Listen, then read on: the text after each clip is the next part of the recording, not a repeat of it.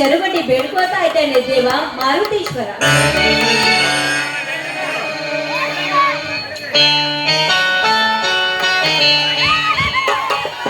ಪಾರ್ವತಿ ಪಾರ್ವತಿ ಬನ್ನಿ ಸ್ವಾಮಿ, ಈಗ ತಾನೇ ಬಂದಿರಾ? ಆ ದೇವರಿಗೆ ನಮಸ್ಕರಿಸಿ ಪ್ರಸಾದ ತೆಗೆದುಕೊಳ್ಳಿ ಸಾಕು.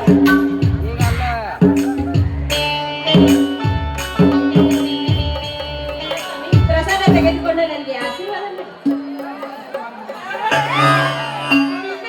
ಸ್ವಾಮಿ, ಹತ್ಯೆಯನ್ನು ಮಾರುವುದಕ್ಕೆ ಪೇಟೆಗೆ ಹೋಗುತ್ತೇನೆ ಅಂತ ಹೇಳಿದಿರಲ್ಲ, ನೀವು ಪೇಟೆಗೆ ಹೋಗಲಿಲ್ಲವೇ? ಹೋಗಿದ್ದೆ ಪಾರ್ವತಿ, ಹೋಗಿದ್ದೆ. ಯಾಕೆ ಸ್ವಾಮಿ, ಯಾಕೆ ಈ ನಿಮ್ಮ ಮಾತಿನಲ್ಲಿ ಆತಂಕದ ಮಾತನ್ನು ಕೇಳಿ ಬರ್ತಾ ಇದ್ದಿಲ್ಲ? ಅಂದರೆ ಹತ್ತಿಯ ಬೆಲೆ ಸರಿಯಾಗಿ ಬರಲಿಲ್ಲವೇ? ಬೆಲೆ ಸಿಕ್ಕಿತು ಪಾರ್ವತಿ, ಸರಿಯಾದ ಬೆಲೆ ಸಿಕ್ಕಿತು. 1 ಕ್ವಿಂಟಲ್ ಹತ್ತಿಗೆ 10,000 ರೂಪಾಯಿ ಬೆಲೆ ಸಿಕ್ಕಿತು. 5 ಕ್ವಿಂಟಲ್ ಹತ್ತಿ ಆಯಿತು, 50,000 ರೂಪಾಯಿ ಬಡ್ಡಿ ಆಯಿತು. ಆದರೆ ದಲಾಲಿ ಹಮಾಲಿ ಮಾಮೂಲಿ ಎಂದು ತೆಗೆದು ಬರೇ 40,000 ರೂಪಾಯಿ ಬಡ್ಡಿಯನ್ನು ಮಾಡಿದರು. ಈ ಊರಿನ ಶ್ರೀಮಂತ ಎನಿಸಿಕೊಂಡಿರುವ ದೇವೇಂದ್ರ ದೇಸಾಯಿ ನಮ್ಮ ಹತ್ತಿ ಅಂಗಡಿಗೆ ಬಂದು ನಮ್ಮ ಸಾಲ ಕೊಟ್ಟು ಬಿಡುವೆಂದು ಬಡ್ಡಿ ಮಾಡಿದ 40,000 ರೂಪಾಯಿಯನ್ನು ಮುರಿದು ಹಾಕಿದ ಪಾರ್ವತಿ, ಮುರಿದು ಹಾಕಿದ.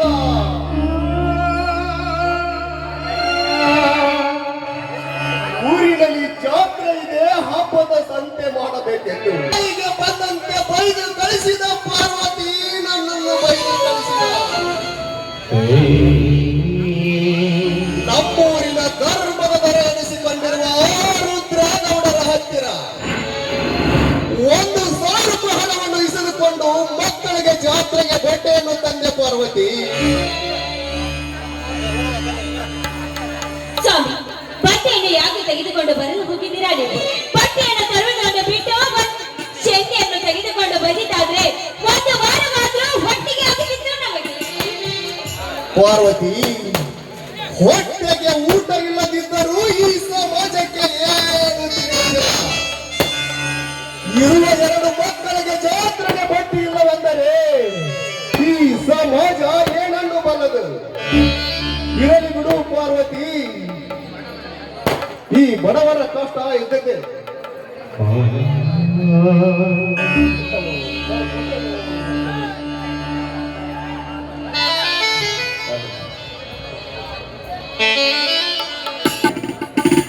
ಶ್ರೀಕಾಂತ ಸೀತಾ ಎಲ್ಲಿ ಹೋಗಿರುವರು? ಸ್ವಾಮಿ, ಮಕ್ಕಳ ಬೆಳಗ್ಗೆ ಎದ್ದ ಕೂಡ ಅವರು ಶಾಲೆಯಲ್ಲಿ ಪರೀಕ್ಷೆ ಇದೆ ಅಂತ ಕಾಲೇಜಿಗೆ ಹೋಗಿದ್ದಾರೆ. ಪಾರ್ವತಿ, ಊಟ ಸಹ ಮಾಡಿಲ್ಲ ರೀ ನಮ್ಮ ಮಕ್ಕಳು, ಹಾಗೆ ಕಾಲೇಜಿಗೆ ಹೋಗಿ ಬಿಟ್ಟಿದ್ದಾರೆ. ಪಾರ್ವತಿ, ಮಕ್ಕಳನ್ನು ಕಾಲೇಜಿಗೆ ಕಳಿಸಬಾರದಂತ ಹೇಳಿಲ್ಲವೇ ನಿನಗೆ? ಅಲ್ರಿ, ನಿಮ್ಮ ಮಕ್ಕಳು ನನ್ನ ಮಾತನ್ನು ಎಲ್ಲಿ ಕೇಳ್ತಾರೆ? ಅವರು ಎಷ್ಟೇ ಆದ್ರೂ ನಿಮ್ಮ ಮಕ್ಕಳ ತಾನೇ. ಮುಚ್ಚಿ ಹಾಗೇಕೆ ಮಾತನಾಡುತ್ತಿರುವಿ ಪಾರ್ವತಿ? ನಾನು ಒಬ್ಬನೇ ಹೇಳ್ತಿದ್ದೇನಾ, ನೀನು ಇಲ್ಲವೇ? ಹಾಗಲ್ರಿ, ನಿಮ್ಮ ಮುಖದಲ್ಲಿ ಈ ನಗುವನ್ನು ನೋಡಿ ಬಹಳ ದಿನವಾಗಿತ್ತು, ಅದಕ್ಕೋಸ್ಕರ ನಗು ನಗುತ್ತಾ ಇರ್ಲಿ ಅಂತ ಹೇಳಿದ್ದೇನೆ ಅಷ್ಟೇ ರೀ ನಾನು. ಪಾರ್ವತಿ, ಈ ತುಂಬಿದ ಮನೆಯಲ್ಲಿ ಒಂದು ಸಂತೋಷದ ಗೀತೆಯನ್ನು ಹಾಡುತ್ತಾ ಈ ನಿನ್ನ ಗಂಡನ ಕೆನ್ನೆಗೆ ಒಂದು ಸಿರಿಮುತ್ತನ್ನು ನೀಡು.